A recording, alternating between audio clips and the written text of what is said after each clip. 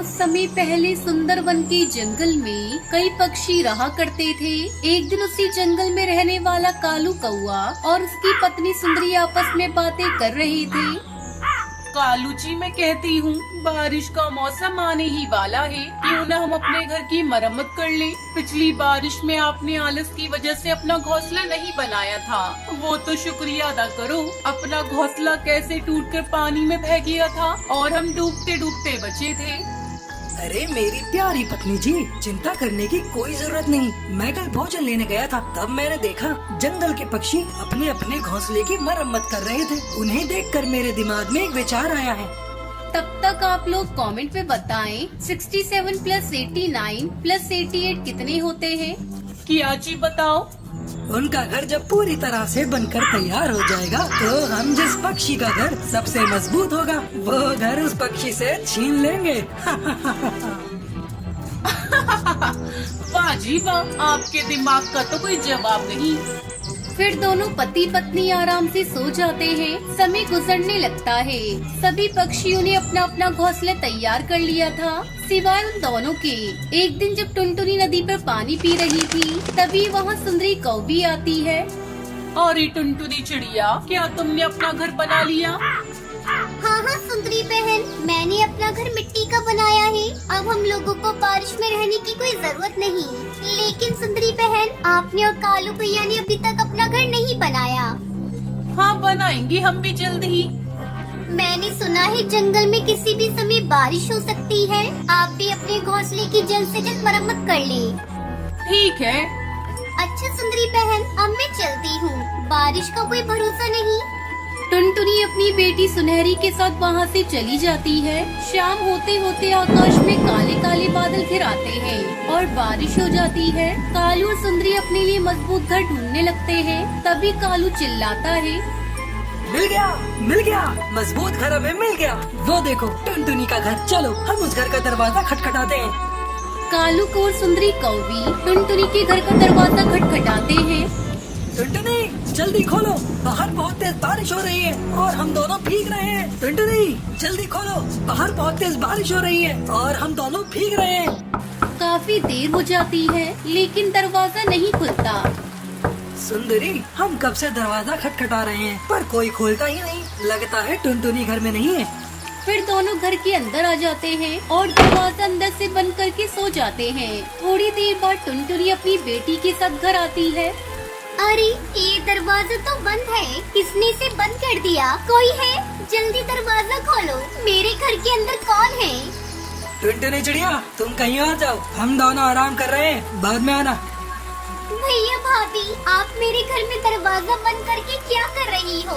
बाहर बारिश बहुत तेज है और मेरी बेटी सुनहरी की तबीयत भी ठीक नहीं है। उसे बहुत तेज बुखार है। मैं तो दवा लेने गई थी और आप लोग अंदर आ गए। भगवान के लिए जल्दी से दरवाजा खोलिए। अरे सुंदरी भाभी, डॉक्टर ने सुनहरी को बारिश में भीगने से मना किया है।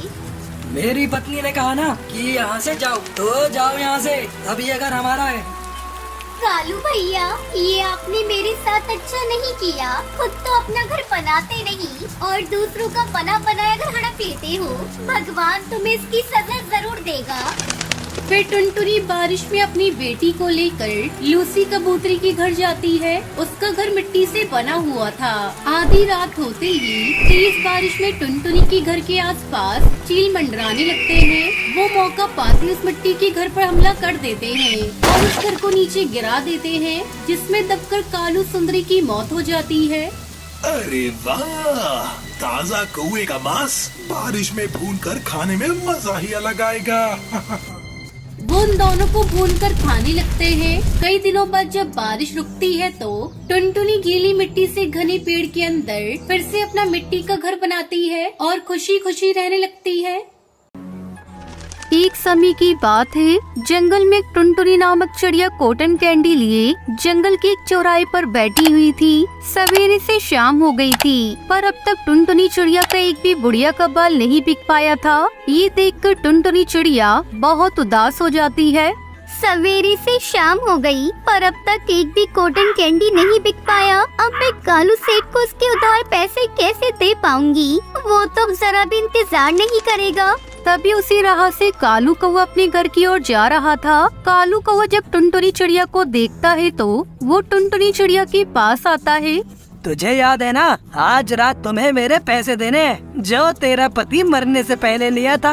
अरे मालिक, अब तक एक भी बुढ़िया का बाल नहीं बिक पाया है। जैसे ही ये बुढ़िया के बाल बिक जाएंगे मैं आपकी पाई पाई चुका दूंगी। ए चिड़िया, 5 दिन से तुम्हारी यही बातें सुन रहा हूँ, अब मुझे कुछ और नहीं समझ रहा। आज रात मेरे सारे पैसे मुझे मिल जाने चाहिए, वरना मैं तुम्हारी 5 बेटियों को अपने घोंसले की नौकरानियाँ बना दूंगा। नौकरानियाँ। ये कहकर कालू कौवा वहाँ से चला जाता है। इधर टुनटुनी चिड़िया बहुत परेशान हो जाती है। ये कालू कौवा तो आज बहुत गुस्से में था, लगता है आज ही पैसे लेकर ही रहेगा। अब मैं क्या करूं? मेरा तो एक भी बुढ़िया का बाल नहीं बिक पाया। रात को कालू कौवा आएगा, मैं उसे कहां से पैसे ला कर दूंगी। टुनटुनी चिड़िया यही बात से बहुत परेशान उदास होकर अपने सारे कॉटन कैंडी लेकर अपने घोंसले में आती है, जहाँ उसकी 5 बेटियाँ रानी, पिंकी, टूनी, लाडो, रानो अपनी माँ का इंतजार कर रही थी। अरे माँ, आप आ गए। अरे ये क्या माँ, आज भी कॉटन कैंडी नहीं बिक पाए? नहीं बिटिया, आज भी कोई कैंडी नहीं बिक पाई। माँ, जब वो कालू कौवा पैसे मांगने आएगा तो हम क्या करेंगे माँ? आज तो पैसे लिए बगैर कालू कौवा यहाँ से नहीं जाएगा। अब मैं कालू कौवे को कहाँ से उसके पैसे ला कर दूंगी? वो तो मुझे इस बार नहीं छोड़ेगा। माँ, आप चिंता न करिए, हम कुछ न कुछ करते हैं, रोइए मत, हम समझाएंगे ना उस कालू कौवे को। नहीं नहीं बिटिया, वो कालू कौवा आज ही मुझे धमकी दे गया है कि अगर आज रात मैंने उसके सारे पैसे नहीं दिए तो वो तुम 5 बहनों को उठाकर अपने घोंसले में ले जाएगा और अपने घोंसले की नौकरानी बना देगा। क्या? नहीं नहीं माँ, हम आपको छोड़कर कहीं नहीं जाएंगे माँ। बस कुछ ही समय में वो कालू कौवा यहाँ आता होगा। बच्चों, आप सब यही घोंसले में बैठे रहो, मैं पास वाले पक्षियों से कुछ मदद मांग कर आती हूँ। शायद कोई पक्षी हम गरीब की कुछ सहायता कर दे। तब तक आप लोग कमेंट में बताएं 10-5 कितने होते हैं। टुनटुनी चिड़िया उड़ते हुए वहाँ से चली जाती है। इधर 5 बेटियाँ अपनी माँ की परेशानी देखकर बहुत रोने लगती है। आज तो माँ सच में बहुत परेशान है, अब हमें कुछ करना होगा। हमें कैसे भी करके माँ को इस समस्या से बाहर निकालना होगा। 5 बहनें आपस में बातें कर रही थी। थोड़े समय बाद टुनटुनी चिड़िया भी निराश होकर अपने घोंसले में वापस लौट आती है। तभी वो कालू कौवा अपने कुछ साथी पक्षियों के साथ टुनटुनी चिड़िया के घोंसले में प्रकट होता है। ए चिड़िया, चल तुरंत मेरे उधार के पैसे निकाल। सुनिए, मेरी माँ के पास एक भी पैसे नहीं है। अगर आप हमें कुछ समय की मोहलत दे दे तो हम आपके सारे पैसे लौटा देंगे। 5 दिनों से पैसे मांग रहा हूँ, पर अब तक मुझे पैसे नहीं मिले। अगर तुम्हारी औकात नहीं थी तो तेरे पिता ने क्यों मेरा धन उधार लिया? मैं कुछ नहीं जानता, मुझे मेरे पैसे चाहिए, वो भी अभी इसी समय। भाई, मेरे पास इस समय एक भी पैसे नहीं है। अरे चलो, इस चिड़िया की 5 बेटियों को उठाकर अपने घोंसले में लेके चलो। जब पैसे आ जाए ना चिड़िया, तो पैसे देकर अपनी बेटियों को ले जाना। कालू कौवे के सारे साथी पक्षी टुनटुनी चिड़िया की 5 बेटियों को पकड़ लेते हैं और उन्हें अपने साथ ले जाते हैं। टुनटुनी चिड़िया वही घोंसले में बैठकर रोने लगती है। देखते ही देखते सवेरा हो जाता है। इधर टुनटुनी चिड़िया की 5 बेटियाँ उस कालू कौवे के घोंसले में नौकरानियां बनकर काम करने लगी। इधर टुनटुनी चिड़िया अपने घोंसले में बैठकर रो रही थी। मुझे अपनी 5 बेटियों को सही सलामत उस कालू कौवे के कब्जे से छुड़ाना होगा। मुझे कहीं से भी पैसों की व्यवस्था करनी होगी। टुनटुनी चिड़िया सारा दिन इधर उधर घूमती रहती है। टुनटुनी चिड़िया एक पेड़ की डाली पर जाकर बैठ जाती है। तभी कालू कौवे के एक साथी पक्षी अपने साथ कई सारे पैसे लेकर वहाँ से गुजर रहा था। तभी उसे ठोकर लग जाती है, जिसकी वजह से उसके साथी पक्षी के हाथ में रखे सारे पैसे जमीन पर गिर जाते हैं और पक्षी वहीं बेहोश हो जाता है। ये देखकर टुनटुनी चिड़िया तुरंत वहाँ आती है। अरे, ये तो उस कालू कौवे का साथी पक्षी है, पर ये तो बेहोश हो गया। इसके पास के तो बहुत सारे पैसे जमीन पर गिर गए हैं। मुझे इसे उठाकर कालू कौवे के पास ले जाना होगा। टुनटुनी चिड़िया वो सारे पैसे और पक्षी को उठाकर कालू कौवे के घोंसले में आती है और कालू कौवे को वो सारे पैसे दे देती है और पूरी बात बताती है कि कैसे उसका भाई बेहोश हो गया था। चिड़िया बहन, आप मेरे साथी पक्षी को उठाकर यहाँ लाई और मेरे सारे पैसे भी मुझे लाकर दे दिए। आप चाहती तो ये पैसे भी रख सकती थी, फिर आपने ऐसा क्यों किया? आपने क्यों नहीं रखे ये पैसे? भाई, किसी का हक मारने से कभी खुद का भला नहीं हो सकता। हम लोगों को हमेशा मेहनत से ही हर चीज कमानी चाहिए। टुनटुनी बहन, आपकी बातों से मेरा दिल पसीज गया है, इसलिए मैंने ये तय किया है कि आज से आप और आपकी 5 बेटियां मेरे घोंसले में ही रहोगी, मेरा काम करेंगी। बदले में आपको कई सारे पैसे, भोजन, हर चीज दूंगा। ये बात सुनकर टुनटुनी चिड़िया बहुत खुश हो जाती है और सब एक साथ रहने लगे।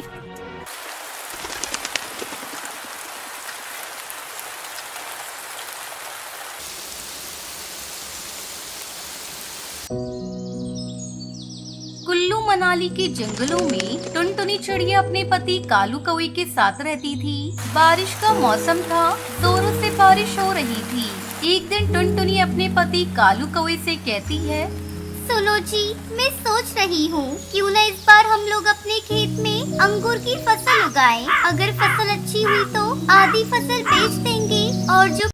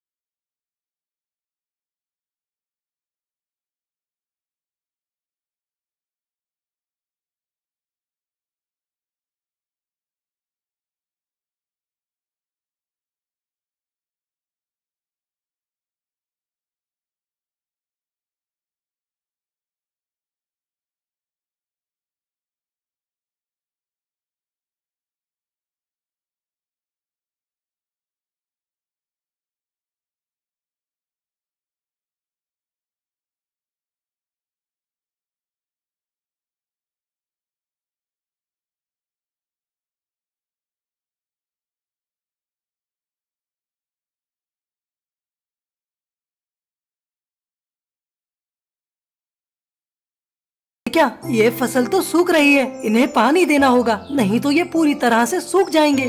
दोनों मिलकर पास वाली नदी से पानी लाते हैं और अपने खेत में डालते हैं। इस तरह कुछ दिन और बीत जाते हैं। खेत में उनकी अंगूर की बेल लहराने लगती है। जब उनकी अंगूर की फसल पक जाती है तब वो अपने अंगूर को तोड़कर बाजार में बेचने की तैयारी करने लगते हैं। तभी जंगल का मुखिया वहाँ आ जाता है। अरे तू अपनी अंगूर की फसल मुझे बेच दे, कहाँ तू इसे लेकर मंडी में बेचने जाएगा? नहीं मुखिया जी, मैं अभी अपने अंगूर को नहीं बेचूंगी। जब बाजार में दाम बढ़ेगा तो हम इसे बेचेंगे। टुनटुनी की बात सुनकर मुखिया गुस्सा हो जाता है और वहाँ से चला जाता है। अगले दिन टुनटुनी चिड़िया अंगूर के बीज के बराबर अंगूर अपनी मौसी को वापस कर देती है। कुछ दिनों बाद बाजार में अंगूर के भाव बहुत बढ़ जाते हैं। तब टुनटुनी अपने सारे अंगूर की फसल को बाजार में बेच देती है और फसल बेचकर जो पैसे मिलते हैं उससे टुनटुनी और कालू अपने लिए पक्का घर बनवाते हैं और फिर दोनों खुशी खुशी रहने लगते हैं।